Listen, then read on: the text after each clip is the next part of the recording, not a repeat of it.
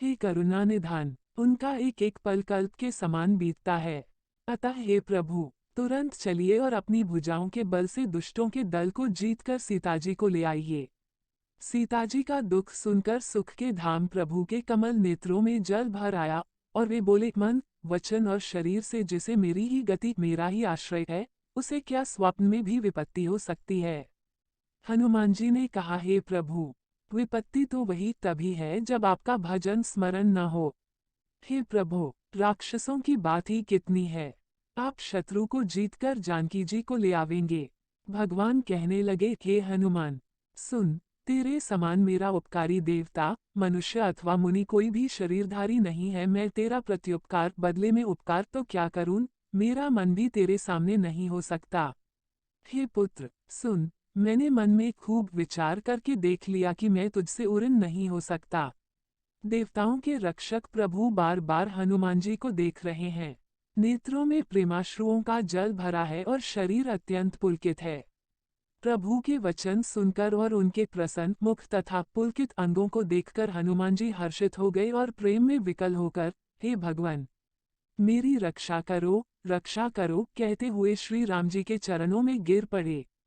प्रभु उनको बार बार उठाना चाहते हैं, परंतु प्रेम में डूबे हुए हनुमान जी को चरणों से उठना सुहाता नहीं। प्रभु का करकमल हनुमान जी के सिर पर है। उस स्थिति का स्मरण करके शिवजी प्रेममग्न हो गए। फिर मन को सावधान करके शंकर जी अत्यंत सुंदर कथा कहने लगे। हनुमान जी को उठाकर प्रभु ने हृदय से लगाया और हाथ पकड़कर अत्यंत निकट बैठा लिया। हे हनुमान, बताओ तो, रावण के द्वारा सुरक्षित लंका और उसके बड़े बांके किले को तुमने किस तरह जलाया। हनुमान जी ने प्रभु को प्रसन्न जाना और वे अभिमानरहित वचन बोले, बंदर का बस यही बड़ा पुरुषार्थ है कि वो एक डाल से दूसरी डाल पर चला जाता है। मैंने जो समुद्र लांघकर सोने का नगर जलाया और राक्षसगण को मारकर अशोक वन को उजाड़ डाला, ये सब तो हे श्री रघुनाथ जी, आप ही का प्रताप है। हे नाथ, इसमें मेरी प्रभुता बड़ाई कुछ भी नहीं है।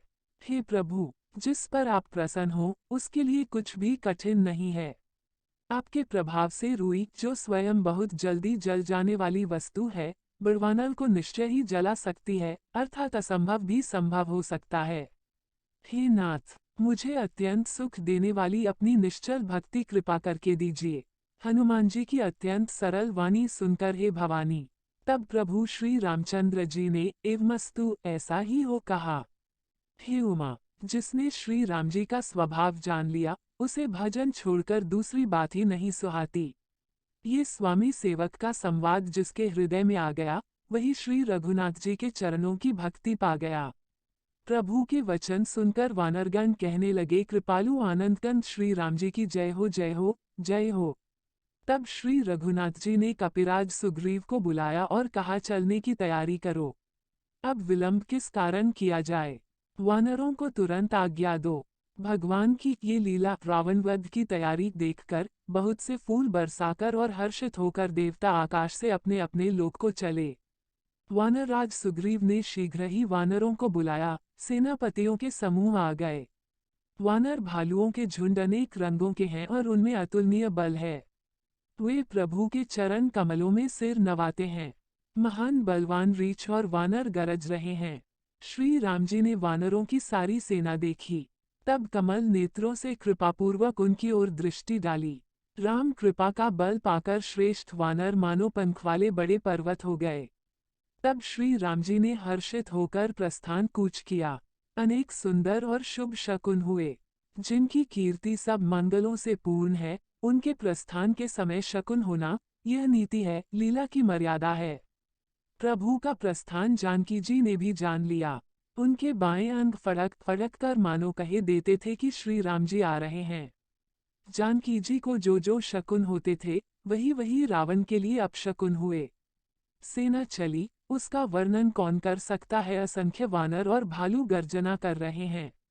नख ही जिनके शस्त्र हैं, वे इच्छानुसार सर्वत्र बेरोक टोक चलने वाले रीछ वानर पर्वतों और वृक्षों को धारण किए कोई आकाश मार्ग से और कोई पृथ्वी पर चले जा रहे हैं। वे सिंह के समान गर्जना कर रहे हैं। उनके चलने और गर्जने से दिशाओं के हाथी विचलित होकर चिंगाड़ रहे हैं। दिशाओं के हाथी चिंघाड़ने लगे, पृथ्वी डोलने लगी, पर्वत चंचल हो गए, कांपने लगे और समुद्र खलबला उठे। गंधर्व, देवता, मुनि, नाग, किन्नर सब के सब मन में हर्षित हुए कि अब हमारे दुख टल गए। अनेकों करोड़ भयानक वानर योद्धा कटकटा रहे हैं और करोड़ों ही दौड़ रहे हैं। प्रबल प्रताप कौशलनाथ श्री रामचंद्र जी की जय हो, ऐसा पुकारते हुए वे उनके गुण समूहों को गा रहे हैं। उदार परम श्रेष्ठ एवं महान सरप्राज शेष जी भी सेना का बोझ नहीं सह सकते। वे बार बार मोहित हो जाते, घबरा जाते हैं और पुनः पुनः कच्छप की कठोर पीठ को दांतों से पकड़ते हैं। ऐसा करते अर्थात बार बार दांतों को गड़ाकर कच्छप की पीठ पर लकीर सी खींचते हुए वे कैसे शोभा दे रहे हैं, मानो श्री रामचंद्र जी की सुंदर प्रस्थान यात्रा को परम सुहावनी जानकर उसकी अचल पवित्र कथा को सरप्राज शेष जी कच्छप की पीठ पर लिख रहे हो। इस प्रकार कृपानिधान श्री राम जी समुद्र तट पर जा उतरे।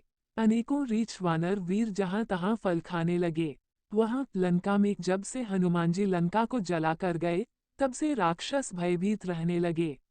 अपने अपने घरों में सब विचार करते हैं कि अब राक्षस कुल की रक्षा का कोई उपाय नहीं है। जिसके दूत का बल वर्णन नहीं किया जा सकता, उसके स्वयं नगर में आने पर कौन भलाई है, हम लोगों की बड़ी बुरी दशा होगी। दूतियों से नगरवासियों के वचन सुनकर मंदोदरी बहुत ही व्याकुल हो गई। वो एकांत में हाथ जोड़कर पति रावण के चरणों लगी और नीतिरस में पगी हुई वाणी बोली, हे प्रियतम, श्री हरि से विरोध छोड़ दीजिए।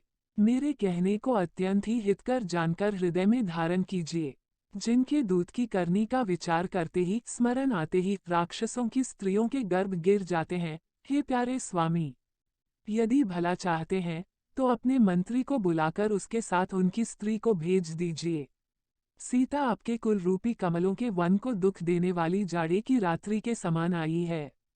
हे नाथ, सुनिए, सीता को दिए लौटाए बिना शंभु और ब्रह्मा के किए भी आपका भला नहीं हो सकता।